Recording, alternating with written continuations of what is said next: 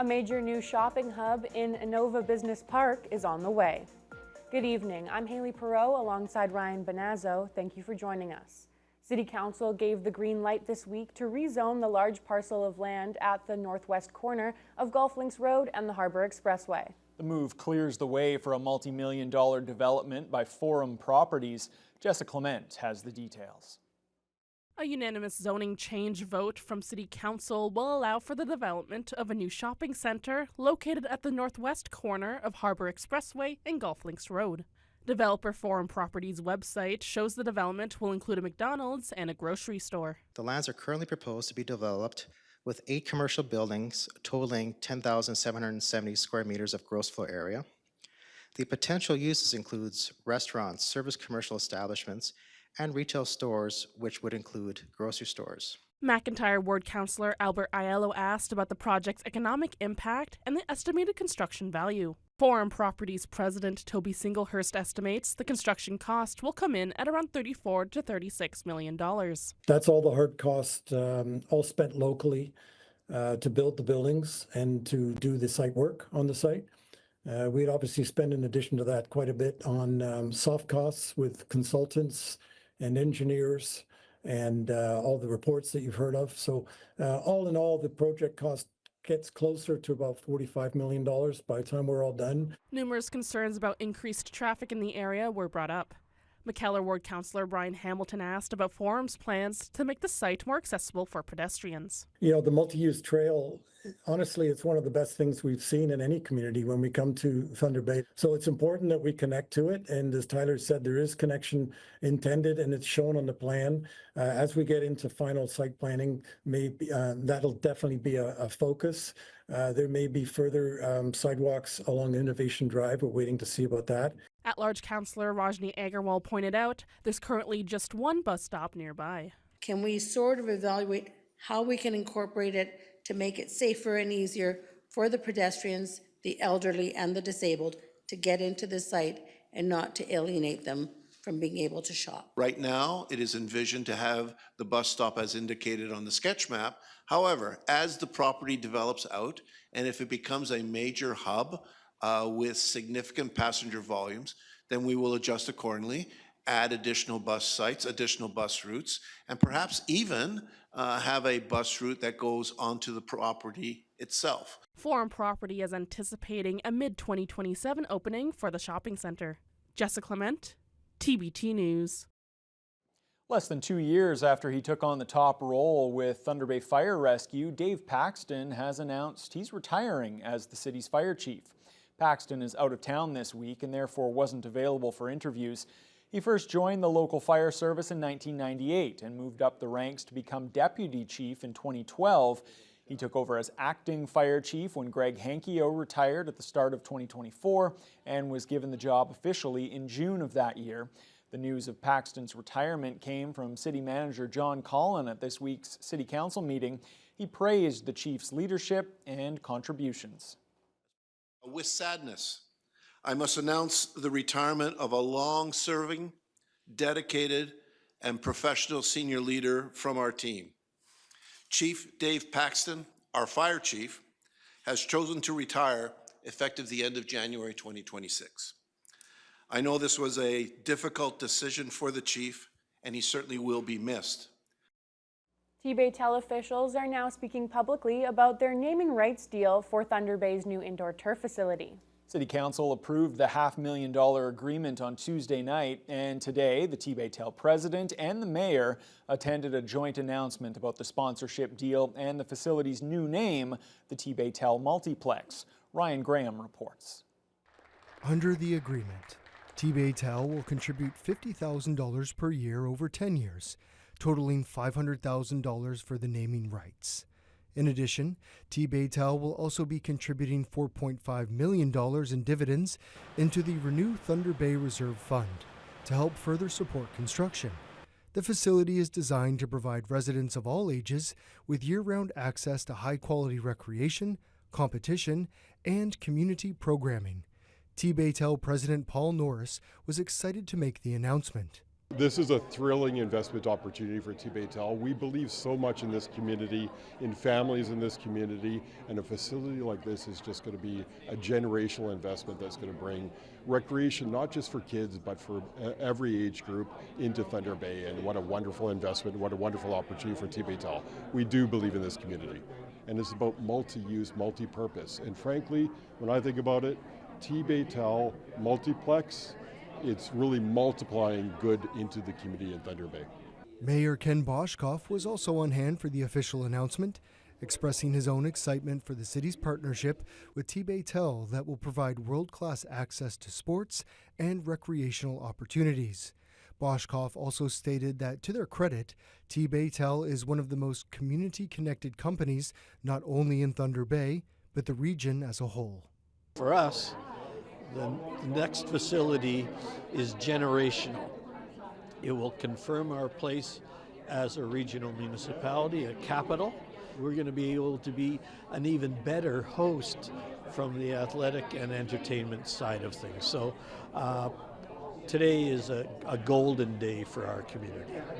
Construction on the $38 million building is still at the foundation stage. The work will continue all winter, spring, and summer, with a grand opening for the TBT multiplex expected in the fall of 2026. Ryan Graham, TBT News. Some trials in Thunder Bay are now being booked as far ahead as 2027 due to the courts prioritizing criminal matters.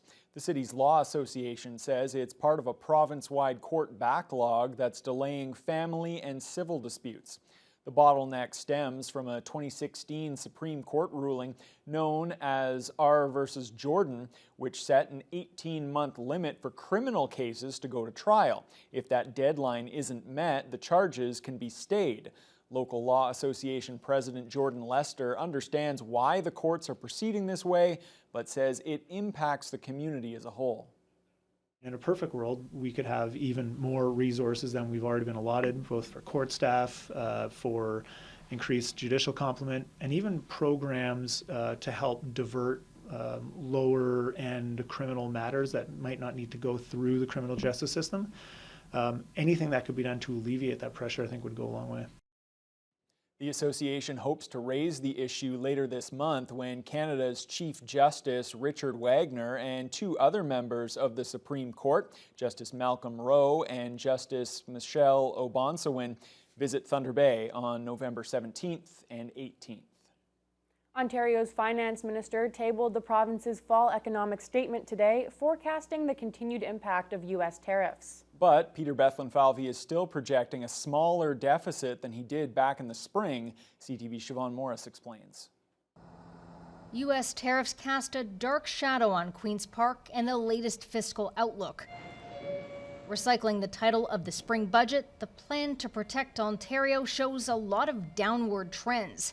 The deficit is $1 billion smaller than projected in the spring, but it's down arrows for economic growth, employment, and housing starts. The finance minister says these trying times call for a steady hand. They demand that we protect our workers and businesses and national industries from uncertainty. But there are few new investments here for Ontario residents and businesses under strain. There is $100 million more for a fund to help smaller businesses reach new markets. There's an expansion of a manufacturing tax credit. A $5 billion fund announced in the spring has only paid out $100 million to Algoma Steel. We've been in the process of adjudicating those applications, and we'll be having some announcements real soon. Not enough for the opposition. They want to know if there are strings attached to that provincial help. Workers and their families are lying awake at night worrying about layoffs and plant closures. This premier still has no jobs plan. The minister says the government acted back in the spring. $30 billion of tariff supports, $9 billion in deferrals, $2 billion of WSIB rebates that are flowing to businesses so they can stay open, they can meet payroll and compete. This plan makes official promises of $1 billion more for home care and a tax break for first-time homebuyers on some new homes. But with a predicted economic cool-down ahead, the minister continues either to be deluded or to not being transparent when he forecasts a path to balance in 2027-28. As the government builds new highways and contemplates a tunnel under the 401, it's ending the practice of setting greenhouse gas emission reduction targets. They don't care about the fact that we're seeing increasing costs and risks associated with unsafe weather events fueled by the climate crisis. Bethlen Falvey insists they're committed to reducing emissions through things like investing in nuclear energy. So we're not going to relent, but we're going to focus on outcomes and not targets. That was CTV's Siobhan Morris reporting. Local MPP Lise Vaugeois tried to put the province's transportation minister on the hot seat today. The NDP member for Thunder Bay Superior North notes the new truck inspection station in Shunia still isn't open around the clock despite frequent transport collisions in this region. In the last 9 months, there have been 559 closures of northwestern Ontario highways, many caused by commercial trucking accidents. The Minister of Transportation has said that inspection stations should be staffed 24/7. Yet our brand new $30 million inspection station in Shunia is almost never open. Through you, Speaker, to the Premier, why are you failing to staff our inspection stations? Let me share some stats with that member. When we took over as government, there was only 19 TEO officers, transportation enforcement officers in the north. Today, there is over 50 transportation enforcement officers.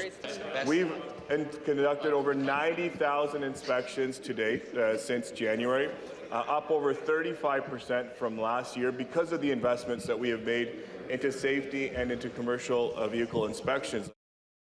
Lakehead University students took part in a national protest today calling out RBC and other big banks over their investment in fossil fuel projects that students say ignore Indigenous rights. The rally came 2 days after the federal budget, with students pushing for more climate action. The rally took place outside the RBC branch in the LU Student Center. The students gathered to shine a light on how big banks profit by funding large fossil fuel and resource extraction projects instead of investing in cleaner energy that respects Indigenous rights. They also worry that the federal One Canadian Economy Act, formerly Bill C-5, could weaken environmental protections as it opens the door to fast-tracked energy projects. We're here today to make a statement about RBC being on our campus and the fact that they are considered to be a highly inequitable bank by environmental standards, and we would like to strongly encourage them to review their environmental policies and try to make sure that they are investing in people rather than in fossil fuels, changing those investments, or we would prefer to have a different bank on our campus that is more equitable and more considerate of the needs of us as students and as people investing in this country in the future. Anybody can do this. There are so many orgs across all of Canada that are pushing back on fossil fuels, such as Bill 5, Change Course, which is here today. If you believe strongly in a greener Canada, in a more sustainable system, get involved in your local communities. Reach out to your MPs, reach out to local orgs, talk to your family, things like that. Well, let's turn our attention to the weather now. And Fiona, it has been a chilly day pretty much all day long. No, I'm going to keep my emotions in check here because I understand that it may be snowing now in parts of the city. Is that correct? Yeah, unfortunately, for those who are not quite emotionally ready for the change, we've got some wet snow happening, especially closer to the lakeshore and just outside our doors here at the station. So it is happening.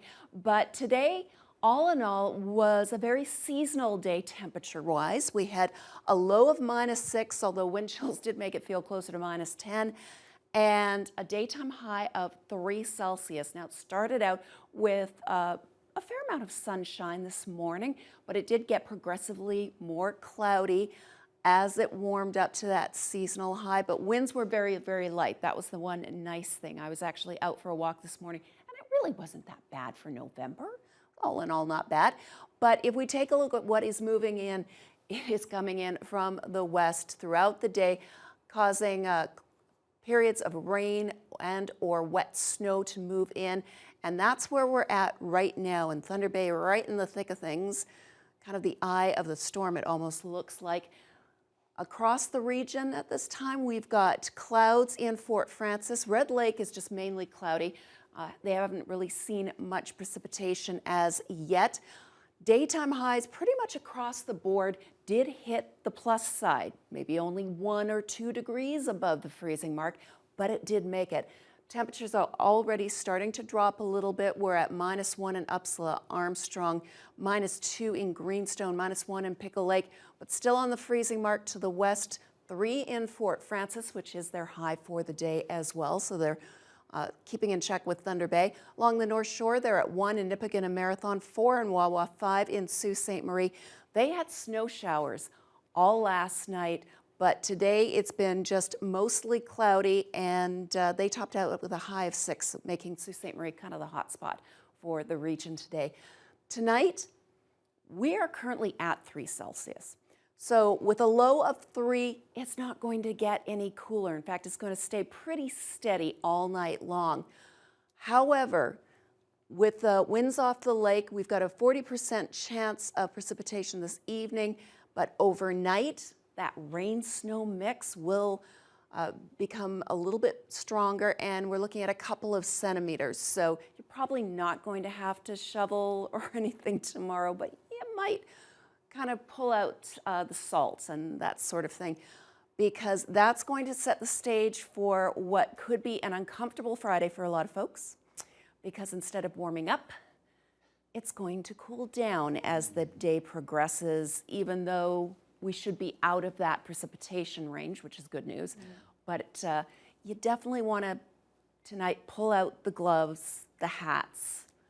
Just, you're going to need them by the time you leave work tomorrow. So I'll have more details on that later on. I don't know that I am ready for any of this, but here we are. You need a hug. Well, I need something. At least something to get me through this.